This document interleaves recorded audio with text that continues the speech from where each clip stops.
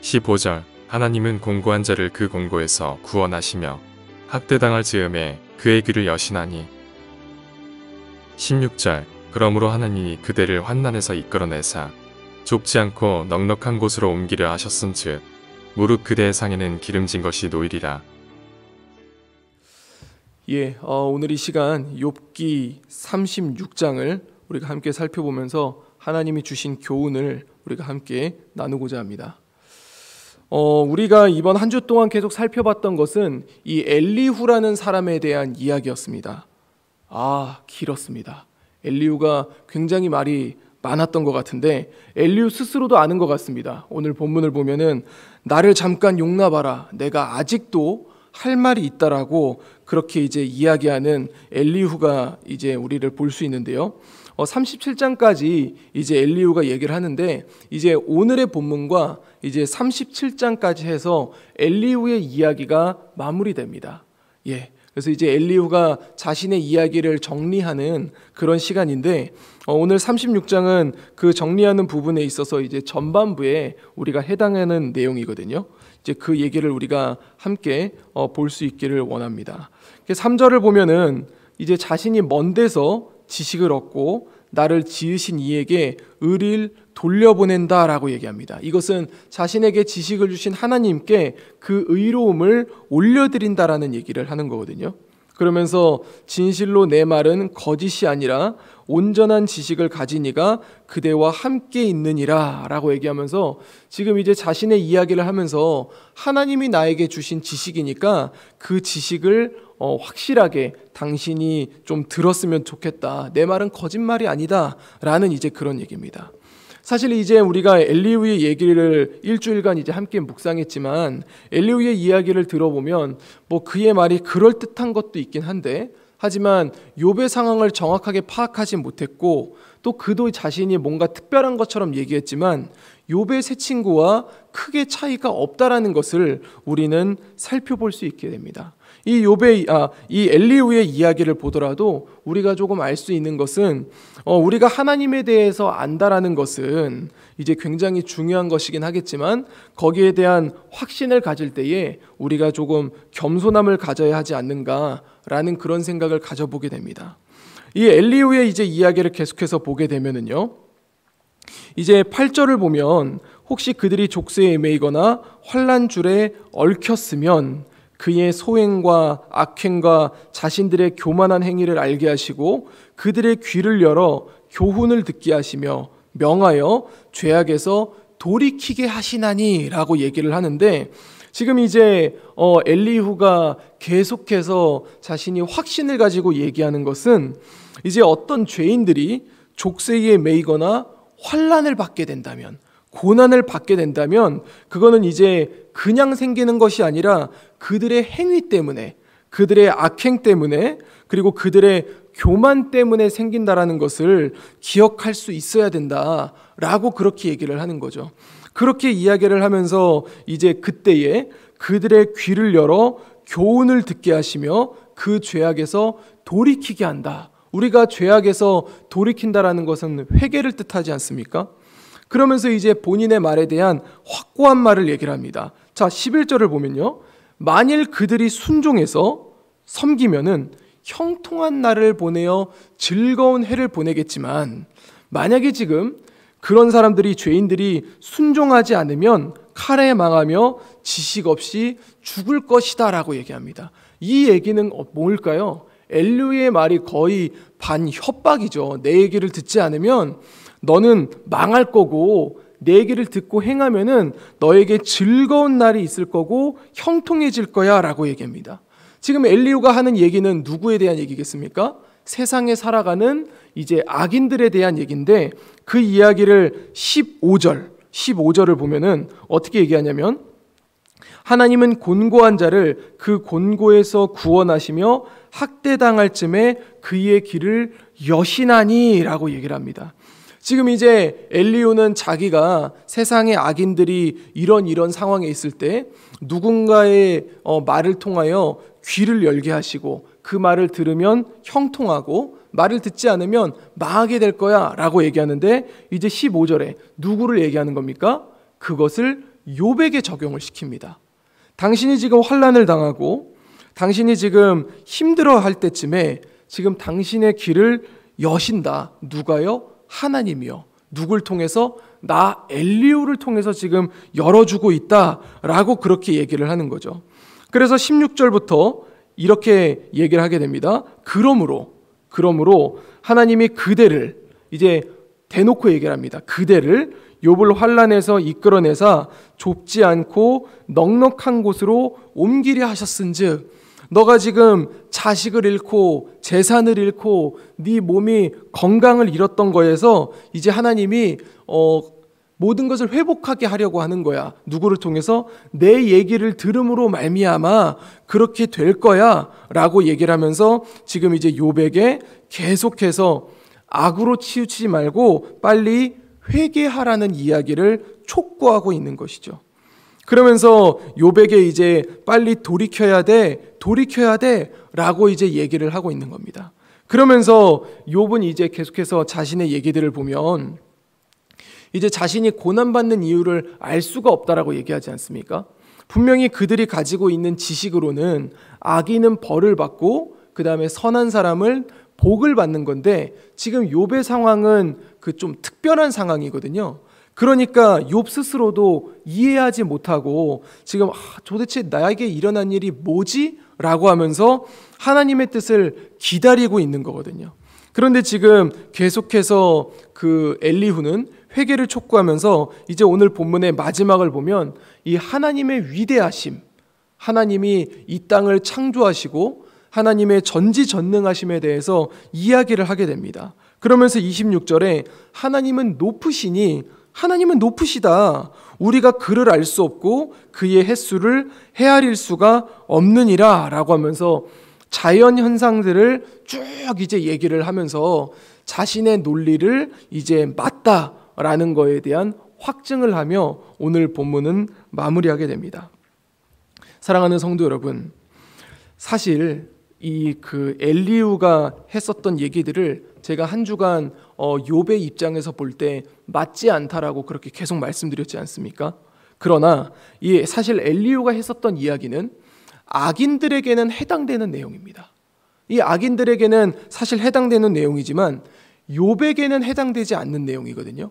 우리가 사실 엘리후의 이야기 또 오늘의 이야기를 우리가 살펴보면서 우리가 이제 적용할 수 있는 부분들이 있습니다. 뭐냐면 우리는 살아가다 보면은 사람들에게 권면이라는 것을 하게 됩니다.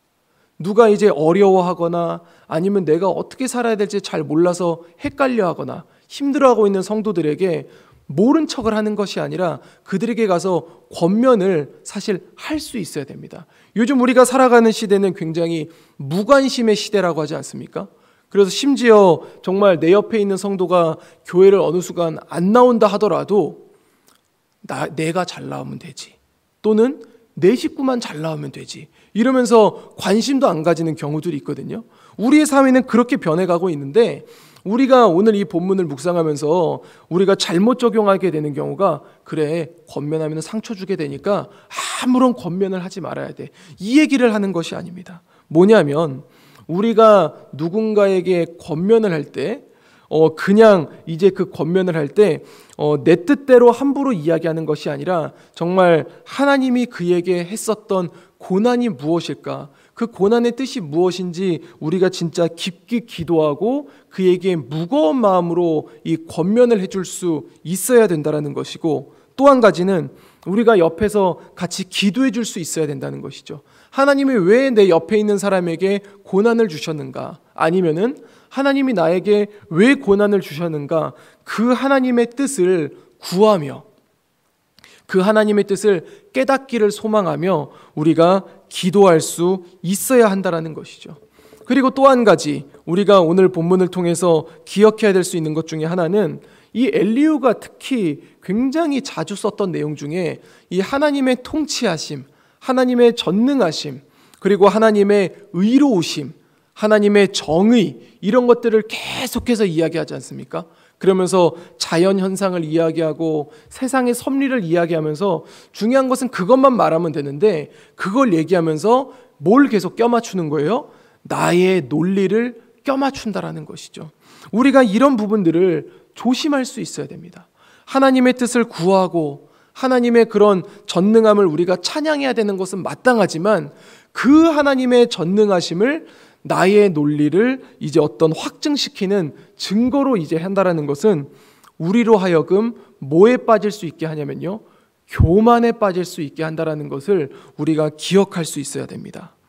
안타깝게도 엘리후는 욥과 욥의 세 친구에 비해서 굉장히 젊은 사람이었습니다. 그는 패기가 있고 그 젊은 나이에 웬만큼 하나님에 대해서 알아가고 있는 사람이었던 것 같습니다. 그러나 그의 안타까운 면은 하나님의 뜻을 계속해서 구하기보다는 자신이 알고 있는 것을 모든 것으로 생각을 해서 이 세상의 섭리를 판단하고 또 어떤 사람에게 함부로 권면한다라는 것이죠. 주 안에 사랑하는 성도 여러분, 오늘 하루 또 우리가 시작을 하게 됩니다. 우리가 오늘 하루를 시작할 때, 또 우리 주변에 있는 사람들을 바라볼 때, 오늘 우리가 또 같이 기도했지 않습니까? 내 주변에 신앙이 연약해져서 이제 교회에 나오지 못하고 있는 우리의 형제들이나, 또는 교회는 출석하고 있지만 그저 출석하는 것으로 만족하고 있는 우리의 형제들을 바라볼 때 우리가 그들을 위해서 무엇을 할 수 있을까? 우리가 그들을 위해서 할 수 있는 것은 정말 하나님이 그를 통해 어떤 역사를 이루시려고 계속 그렇게 하시는가에 대해서 우리가 기도하면서 그 사람이 깨우치고 하나님 앞에 돌아올 수 있도록 기도해야 되는 것이고, 또 하나는 그를 생각하면서 정말 사랑하는 마음으로 기도한 후에 그에게 하나님의 마음으로 권면해 줄 수 있어야 한다는 것이죠. 우리가 오늘 하루를 시작하게 됩니다. 오늘 하루를 시작하며 하나님 앞에 나아갈 때에 나의 삶도 정말 중요하겠지만, 나의 인생도 굉장히 중요하겠지만, 오늘 또 하루만큼은 내 주변에 있는 형제들을 돌아보고 그들이 받고 있는 고난을 생각하며 그들을 위해 기도하고 그들에게 하나님의 사랑을 전할 수 있는 그런 우리 재건부평교회 모든 성도님들, 그래서 이웃사랑을 향해 나아갈 수 있는 우리 교회 모든 성도님들의 하루가 될 수 있기를 우리 주 예수 그리스도 이름으로 간절히 축원드립니다. 기도하겠습니다.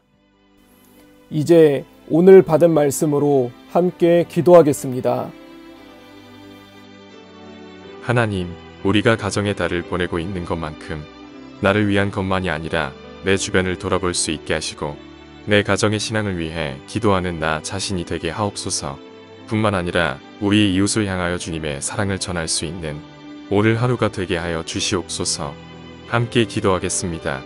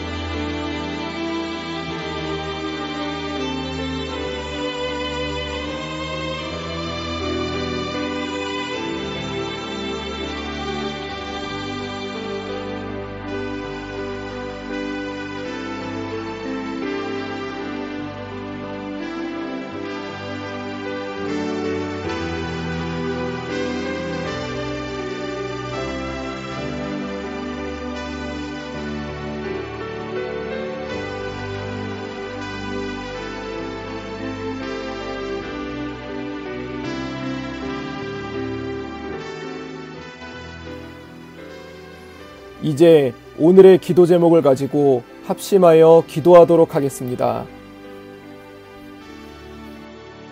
첫 번째 기도 제목입니다. 우리는 어제 속담이냐, 묵시냐 라는 제목으로 함께 말씀을 받았습니다. 우리가 이 말씀으로 살아갈 수 있기를 원합니다. 세상의 속삭임이 아니라 하나님의 말씀에 귀를 기울일 수 있기를 원합니다. 주님, 우리의 마음이 하나님을 향해 나아갈 수 있도록 인도해 주시옵소서. 함께 기도하겠습니다.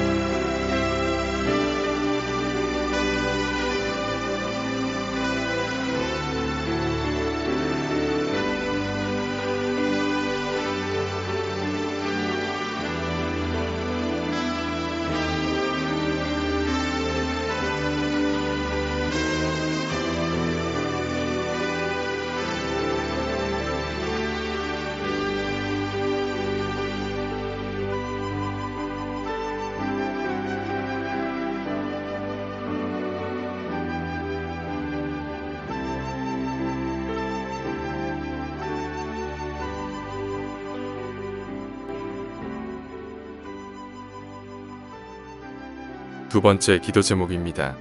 우리 주변의 아픈 성도들을 생각하며 기도하기를 원합니다. 생각보다 많은 지체들이 육신의 불편함으로 예배의 자리를 지키지 못하고 있습니다. 주님, 이들의 아픔을 기억하여 주소서. 그들에게 치유의 역사가 일어날 수 있게 하시고 하나님의 은혜가 임하게 하옵소서. 함께 기도하겠습니다.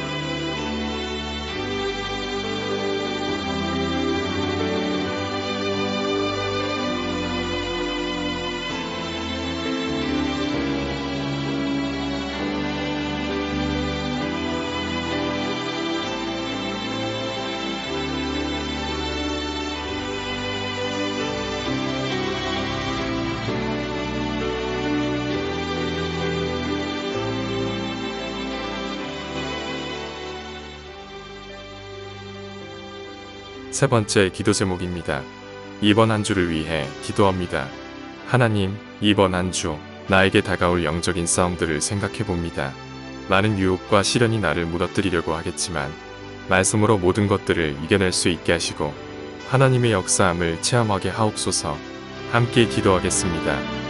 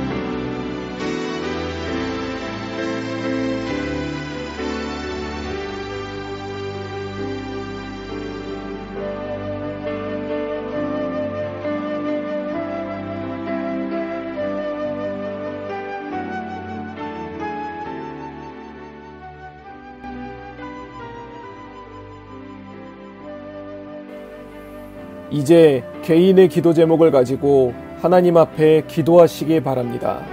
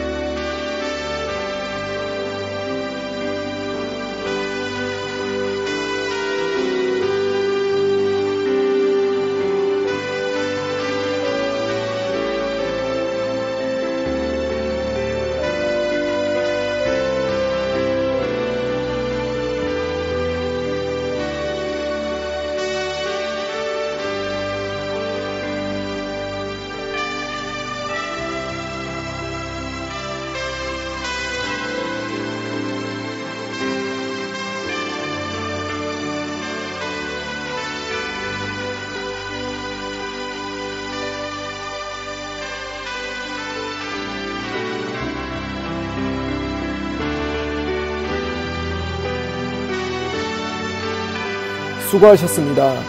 오늘도 하나님의 인도하심 가운데 승리의 하루를 보내시는 우리 재건부평교회 모든 성도님들이 되시기를 주님의 이름으로 축복합니다.